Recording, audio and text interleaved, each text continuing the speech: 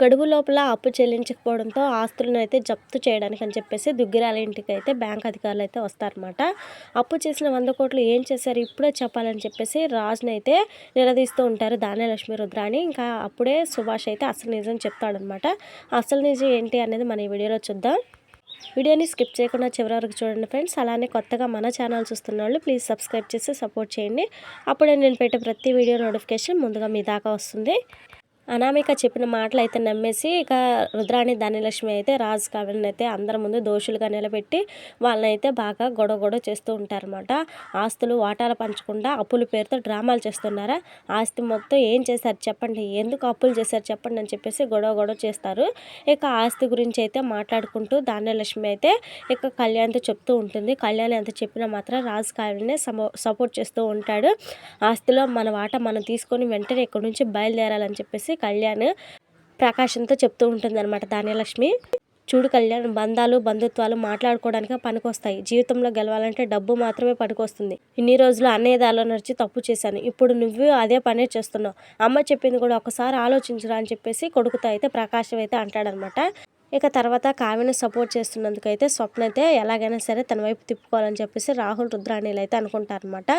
రాజు కావ్య చేసిన 100 కోట్ల అప్పు తీర్చడానికి మన దగ్గర ఉన్న ఆస్తులు సరిపోవు, తాతగారు నీకు ఇచ్చిన ఆస్తి కూడా అమ్మేయాల్సి వస్తుందని చెప్పేసి స్వప్ననైతే డైవర్ట్ చేస్తూ ఉంటారు. అదే జరిగితే నీ కూతురు భవిష్యత్తు ఏమవుతుందో ఒకసారి ఆలోచించి అని చెప్పేసి తనైతే భయపడతారనమాట. అప్పుల పేరుతో కావ్య ఆస్తులు అమ్మేస్తే నువ్వు బయటికి వెళ్ళి రెంట్ కట్టుకుంటూ ఉండాల్సిన పరిస్థితి వస్తుందని చెప్పేసి ఇక కావ్య గురించి పద్దాకలు చాడీలు చెప్తూ ఉంటారు. నువ్వు నమ్ముకున్న కావ్యనే నిన్ను నీ బిడ్డను రోడ్డును పడేయటే ఖాయం అని చెప్పేసి చెప్తారనమాట. ఇక తర్వాత అయితే హాస్పిటల్లో సీతారామయ్య అయితే మంచిగా కోలుకుంటూ ఉంటాడు. ఇందిరాదేవి బాధపడుతూ కనిపించడంతో ఏమైంది అని చెప్పేసి అడుగుతూ ఉంటాడనమాట. ఏం లేదు బావ అని చెప్పేసి ఇంట్లో విషయాల్ని చెప్పకుండా దాస్తూ ఉంటుంది. ఎందుకు చిట్టి అలా భయపడుతున్నావు, నేను చావుని జయించి వచ్చిన వాడిని, నాకేం కాదు అని చెప్పేసి సీతారామయ్య అయితే అంటాడనమాట. ఇంట్లో జరుగుతున్న గొడవల గురించి మొత్తం అయితే చెప్తూ ఉంటుంది అనమాట ఇందిరాదేవి. రాజు 100 కోట్లు అప్పు చేసిన సంగతి భర్తకి చెప్తూ ఉంటుంది. ఆస్తుల వాటాల కోసం ఎదురు చూస్తున్న ధాన్యలక్ష్మి రుద్రాణి ఈ 100 కోట్ల అప్పును అడ్డం పెట్టుకొని ఎలాంటి గొడవలు చేస్తారో తెలియడం లేదని చెప్పేసి భయపడుతూ ఉంటుందన్నమాట. ఇక రాజు 100 కోట్లు ఎందుకు అప్పు చేస్తాడో, ఆ డబ్బు ఏం చేస్తాడో అర్థం కావటం లేదు అని చెప్పేసి ఇక సీతారామయ్యతో అంటూ ఉంటుంది. ఇక తర్వాత సీన్లో అప్పుని అయితే చూపిస్తారనమాట. గుడిలో దొంగతనం చేశారన్న ఆరోపణతో ఇద్దరిని పోలీసులు అయితే ఇంట్రాగేషన్ చేస్తూ ఉంటారు. ఎంత కొట్టినా వాళ్ళైతే నిజం చెప్పరనమాట. ఇక డ్యూటీలో జాయిన్ అయిన అప్పు అయితే వాళ్ళ దగ్గరికి అయితే వస్తుంది. ఇక తన తెలివితేటలతో దొంగనైతే పట్టుకుంటుంది అనమాట. ఇక తర్వాత సీన్లో బ్యాంక్ ఆఫీసర్లు అయితే దుగ్గిరాల వాళ్ళ ఇంటికి అయితే వస్తారనమాట. మీరు చెల్లిస్తానన్న 100 కోట్లు గడువులోపు చెల్లించలేదు, అందుకే జప్తు నోటీస్ ఇవ్వడానికి వచ్చామని చెప్పేసి అక్కడ బ్యాంక్ అధికారులు అయితే చెప్తూ ఉంటారనమాట.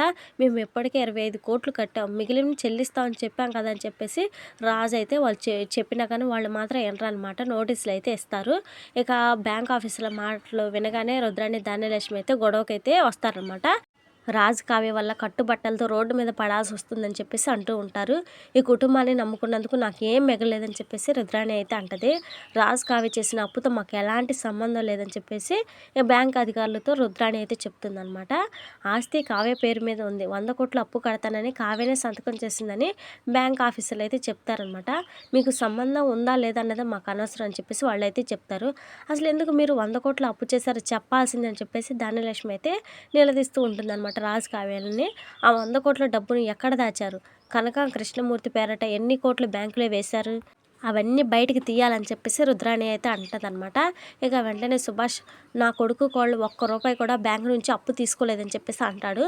సీతారామయ్య 100 కోట్ల షూరిటీ సంగతి అయితే బయటపడతాడనమాట.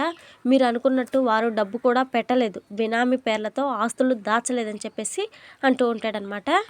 మా నాన్న ఇచ్చిన మాటని నిలబెట్టడం కోసం రాజు కావ్య పడిన కష్టాన్ని అయితే వాళ్ళకైతే చెప్తూ ఉంటాడు. ఇక భర్త మాటలతో అపర్ణ కూడా అయితే చాలా హ్యాపీగా ఫీల్ అవుతుంది.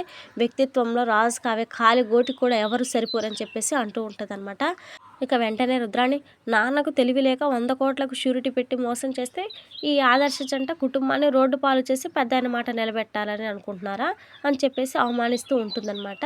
మాకు రావాల్సిన వాట మాకు ఇచ్చి ఆస్తులు జప్తు చేసుకుంటారో దానాలు చేస్తారో మీ ఇష్టం అని చెప్పేసి ధాన్యలక్ష్మి కూడా అంటది. ఆస్తులు లేకపోయినా తలో ఉద్యోగం చేసుకుని బతుకుతాం, కానీ నాన్న మాట నిలబడాల్సిందే అని చెప్పేసి సుభాష్ అయితే అంటాడు.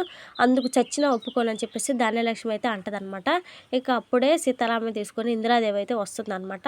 ఆస్తుల కోసం కుటుంబ సభ్యుల మధ్య జరుగుతున్న గొడవను చూసి బాధపడుతూ ఉంటారు. ఇక అలా గొడవ జరుగుతూ ఉండగానే సీతారామకైతే బాగా ఆవేశం వచ్చేసి ఆపండి అని చెప్పేసి గట్టిగా అరిచి లోపలికైతే వెళ్ళిపోతాడనమాట ఇంట్లోకి.